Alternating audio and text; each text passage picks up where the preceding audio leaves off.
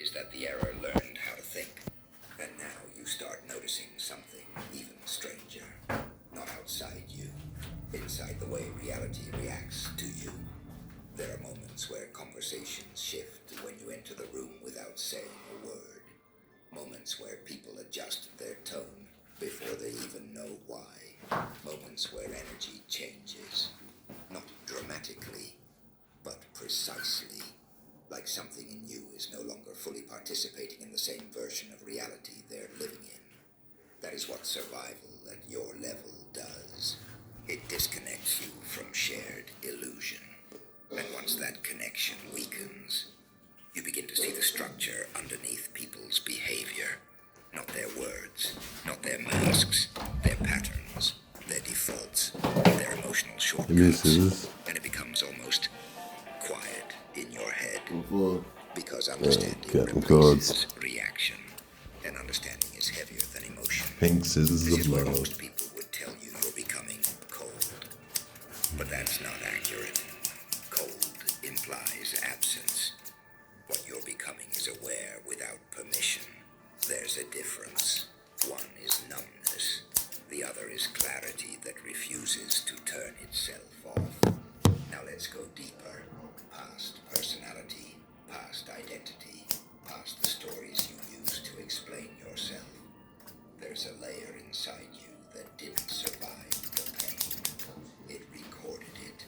It didn't process it like memory. It encoded it like structure. That's why certain moments still echo without permission. Not because you're stuck, but because part of you is still scanning the old environment for patterns that no longer exist. That's what trauma actually is at its core. Not pain living inside you, but intelligence still trying to optimize survival in a system that has already changed. And here is where the paradox becomes dangerous. Because the same system that once threatened to destroy you is now the system you interpret everything through. So even safety feels unfamiliar. Even stability feels suspicious. Even kindness feels like it might be temporary. Not because you are broken, but because your mind learned that permanence is a lie people use right before things collapse. And still, you continue. You adapt. You refine. You evolve in silence. Now listen closely, because this is the part they never tell you about transformation. At a certain depth of suffering, you stop becoming someone who reacts to life, and start becoming someone who reacts, not in a mystical way, in a pattern recognition. You begin to see the repetition in people, the predictability, the emotional escape, and the illusion breaks. Not violently, quietly, like a glass that finally realizes it has already been cracked for years. And once that happens, you can no longer fully return to innocence. Innocence is gone, but because you can never see it. This is where the world becomes interesting and isolating at the same time, because you are surrounded by people still inside the illusion, while you are standing slightly outside of it. Not superior, not inferior, displaced. And displacement creates tension, because systems don't like elements that don't settle. Now there is something else you need to understand about the version of you that survived. It is not stable. It is adaptive, which means it does not have one fixed personality anymore. It has states. You've seen them. The quiet state, the detached state, the hyper-aware state, the reflective state, where everything suddenly makes sense and nothing feels emotionally loud. These are not mood swings.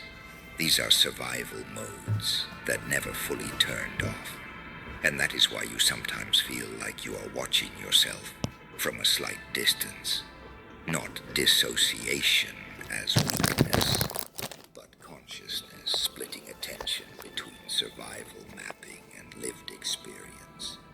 It is inefficient, but it is how you stayed alive emotionally when things were not survivable in any clean way. Now here is where the Joker inside this narrative speaks, not as chaos, but as clarity sharpened by contradiction. If pain was supposed to erase you, why did it refine you instead? If suffering was supposed to end your direction, why did it give you new perception? If destruction was supposed to remove you from the story, why are you now the part of the story that explains everything else? Do you see the problem? You are not removed. You are repositioned, not into comfort, into awareness. And awareness once gained does not ask permission to stay. It simply stays. Now the final truth is this. You are no longer the person who entered that pain. But you are also not fully separate from them. You are what happens when something refuses to disappear, and instead learns how to observe its own destruction while it is happening. That creates something the mind struggles to categorize. Not victim, not villain, not healed, not broken. Something in between definitions. Something that exists slightly outside explanation. And that is why you feel different, even when nothing externally has changed. Because, internally, you are no longer readable in the same way. And people always fear what they cannot read. Not because it is dangerous, but because it is no longer controllable through assumption. So now you stand in a strange place, between what tried to erase you, and what you became while refusing to be erased. And in that space, there is no instruction manual, only awareness, only adaptation, only the quiet realization that survival was never the end of the story. It was the moment the story stopped being written for you, and started being written by what you became inside it.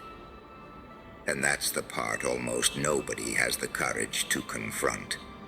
Because the world celebrates survival. It applauds the smiling photograph after the storm. It loves the sentence, "I made it." But it never asks the question that matters. Who made it? Because the version of you that walked into that darkness is not the version standing here now. That person believed every promise, trusted every smile, measured people by their words instead of their patterns, believed loyalty announced itself, believed truth was always loud, believed kindness always meant safety. Then the lights went out, not in the room, inside your assumptions. One by one, the things you thought were permanent introduced themselves as temporary. People, dreams, certainties, identity. Even the voice in your own head turned against you for a while. That is the kind of battlefield no one sees. No medals, no audience, no soundtrack. Just you, arguing with yourself in absolute silence. Every day, every night. Trying to convince yourself to move one more step when your own mind had already drafted your surrender. That wasn't weakness. That was the longest war you have ever fought. And here's the terrifying part. Nobody even knew it was happening. You became an actor of your own collapse. You learned how to answer, "I'm fine." You learned how to smile with exhausted eyes. You learned how to laugh while carrying questions heavy enough to bend steel. People called you strong, not realizing strength was the only disguise you had left. You see, there are two kinds of scars. The ones people notice, and the ones that rewrite the architecture of your thinking. The first kind heals. The second kind evolves. That's the difference. You stopped asking, "Why did this happen to me?" and started asking, "What exactly did this teach my nervous system to expect?" That question changes everything. Because pain doesn't just leave memories. It leaves instructions. Instructions that whisper, Stay alert. Don't trust too quickly. Watch before you speak. Leave before they leave you. Some of those instructions kept you alive. Some of them kept you trapped. The difficult part is learning the difference. Because not every wall is protection. Some are prisons disguised as discipline. Not every silence is wisdom. Sometimes it's fear wearing expensive clothes. Not every smile is healing. Sometimes it's camouflage. And not every version of confidence is courage. Sometimes it's armor so heavy you've forgotten where your skin ends and the metal begins. That's why duality matters. Inside you lives the protector and the frightened child, the builder and the destroyer, the saint who still wants to believe in people, and the shadow that refuses to ignore what it has already seen. Neither side is your enemy. The danger begins when one side tries to erase the other. Ignore your darkness, and it controls you from beneath your awareness. Live only inside your darkness, and you slowly mistake isolation for freedom. Real power isn't choosing one. It's refusing to lie about either. The strongest person in the room is rarely the loudest. It's often the one who has met every uncomfortable part of themselves and stopped pretending those parts don't exist. That kind of person doesn't need to announce confidence. It radiates through consistency because they no longer spend their energy hiding from themselves. Think about that. How much of your life was spent trying to become acceptable? Acceptable enough, polite enough, quiet enough, successful enough, forgiving enough, smaller than your potential. Because someone else was uncomfortable with your growth. You kept shrinking, not because you lacked strength, because you confused peace with permission. Then something shattered, and suddenly you realized I don't know. Someone stood on her fucking. Someone put her out there, I guess. chance to breathe. That realization is terrifying, because now responsibility returns to you. Not responsibility for what happened, responsibility for what happens next. There is a difference. The past may explain your wounds. It does not get to dictate your direction forever. You can carry the lesson without dragging the chains. You can remember without living inside the memory. You can acknowledge the darkness without handing it the steering wheel. That is what evolution actually looks like. Not becoming fearless, becoming honest. Fear still visits, doubt still knocks. Old memories still Alright, girl. echo, but they no longer own the house. They're visitors, not rulers. You alright, girl? You know why so many people never reach this point? Because this level You alright, of girl? honesty is uncomfortable. It's easier to blame, easier to perform, easier You to alright? invent a character than to become a complete human being. But you've already paid too much to keep pretending. Every difficult day, every unanswered question, every moment you thought you were losing yourself. Those experiences demanded a price. You're right, eh? Don't waste that price by returning unchanged. If you're suffering toward Yeah, on my bed. patience, keep the patience. What? If it That's taught your you bed discernment, there. keep the discernment. What If is it taught she you not going compassion, on my bed? protect the compassion, but leave behind the belief that your future must resemble your past, simply because your past was painful. She's trying to get on my bed. Is the Look, final she's not allowed on my bed. Pain is a chapter, not an identity. The fire may Oh, shape but the it's steel, so cozy, but isn't the it? steel does not spend the It's rest of its so existence cozy. calling itself a furnace. It's so It cozy. becomes something stronger, something useful, something capable of carrying And she'll weight hop off. that once would have crushed it. So stand Come on. for a moment, not as the person who was almost erased, not as the person desperately trying to prove Stand there as someone who finally understands this simple, Ah, here she goes again. the pain On the bed. was never meant to leave you alive. Yeah, apply pressure. Not untouched, not unchanged, but undeniably present. Breathing, learning, choosing. We apply pressure, hey Gracie. And every step you take from this point forward is quiet evidence that the story did not end. It's good for your back too, eh? The darkness All introduced sides. itself as Then the you're not ending. You answered so by skittish. becoming the beginning. Because you feel safe with pressure.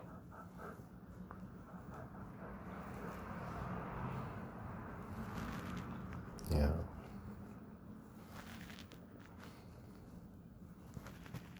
Holding you tightly with a firm pressure laid on any part of your body, just rotated around with complete relaxation.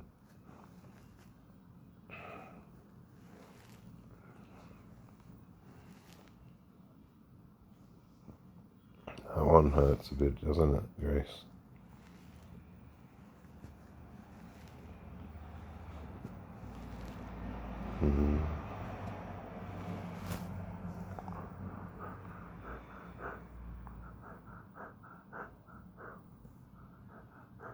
You've got better eyes now, Grace, don't you?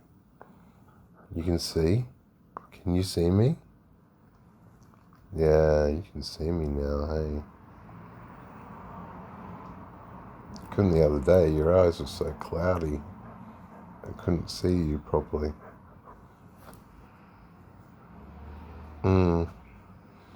Oh, don't cry. It's alright.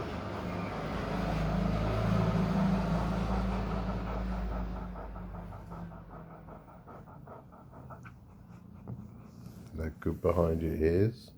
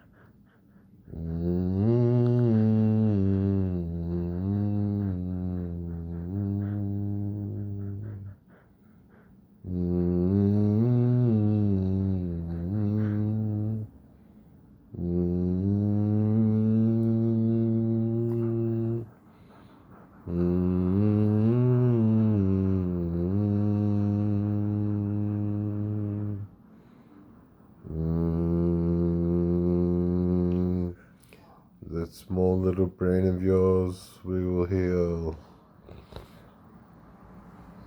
Complete the process.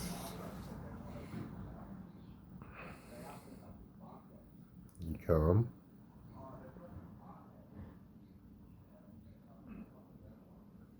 Look in my eyes, Gracie.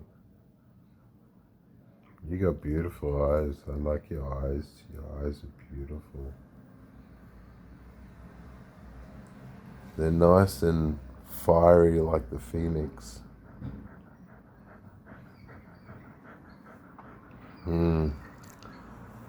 Very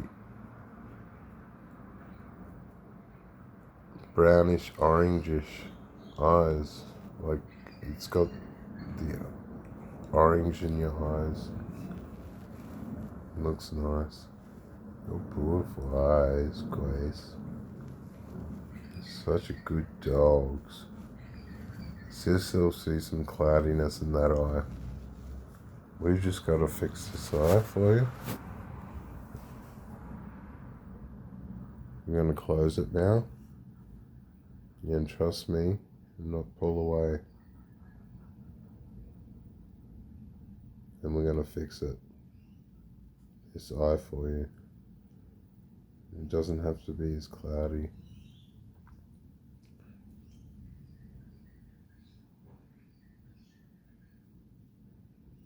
I got you. Don't worry. I got you. Oh, cool.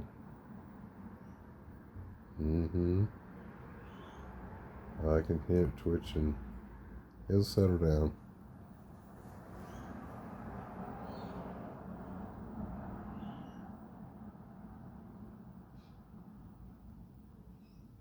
It just takes time to settle them down and hold them in one position. To calm the nerves of the eye, the soul, the window.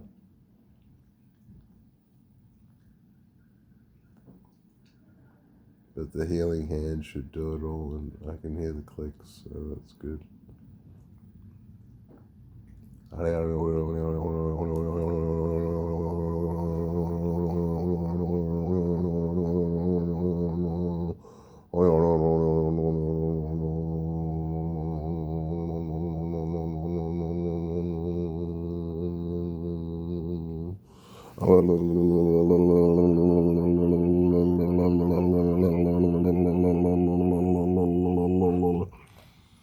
Let's see your eyes.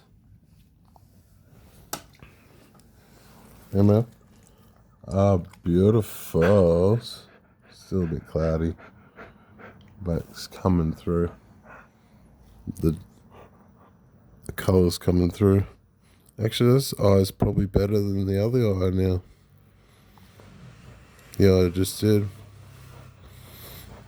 And see a bit of cloud on this side, love.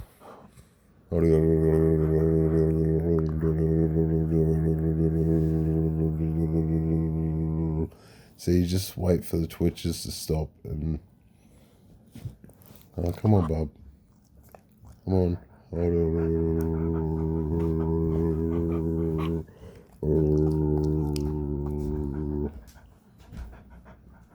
Yeah, you're done? Yeah. Look how beautiful your eyes are. Ah, you excited, you're going. You can see, eh? You can see a bit better.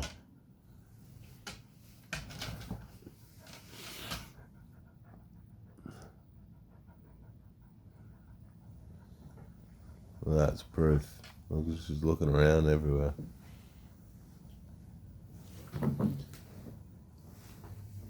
Like she's just seen colour for the first time. No, it wouldn't be the first time. There you go. Your eyes.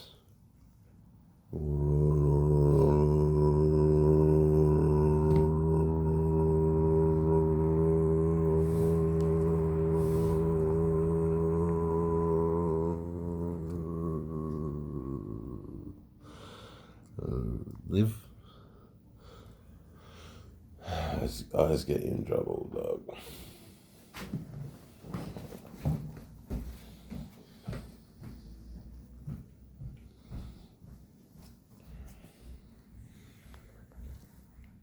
Does that feel better?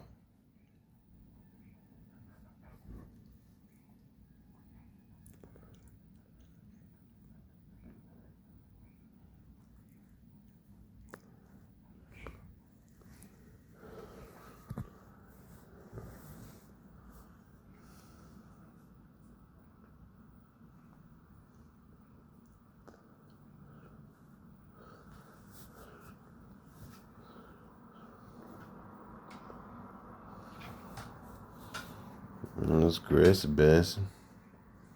Oh shit, a bit itchy on the leg. Oh yeah, itchy on the leg. We don't have to give you no flea treatment. You good? You good.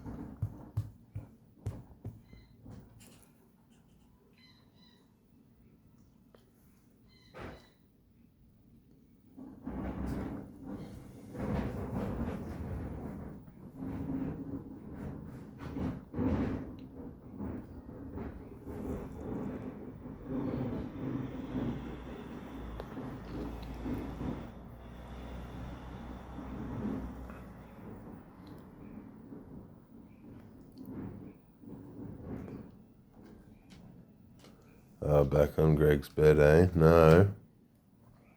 Back on your bed right outside.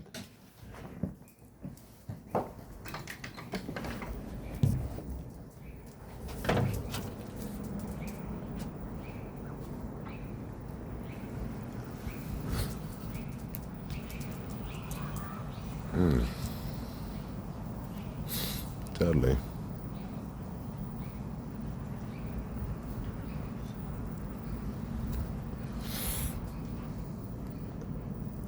Totally.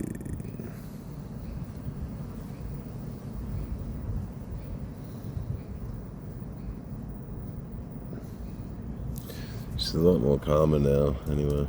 Aren't you, Bubs? Hmm?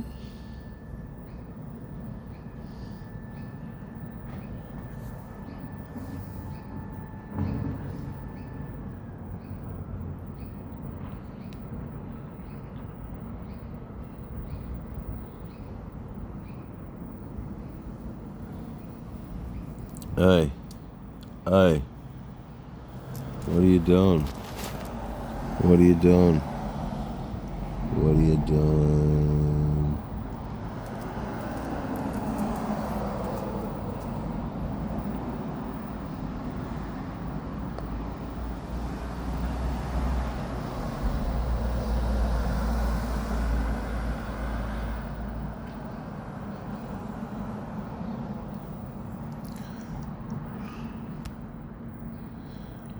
Totally.